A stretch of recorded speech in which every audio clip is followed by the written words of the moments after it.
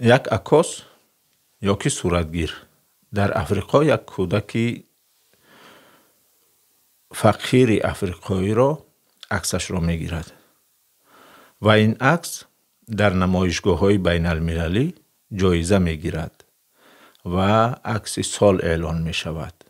اون عکاس یا همان صورتگیر پول زیادی دریافت می کند از روی این صورت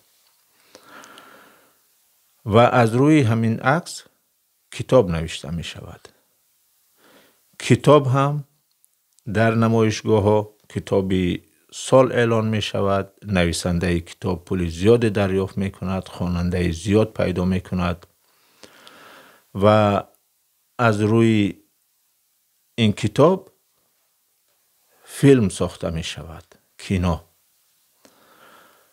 و این کینو هم فیلم سال اعلان می شود. کارگردان و کارگران و بازیگران فیلم همه پول زیادی دریافت می کنند. اما اون کودک افریقایی همان گونه که کمبغل و قشاق و عریان و گشنه بود همان گونه می ماند. خلاصه را شما در پایان ویدیو در کامنت نویسید.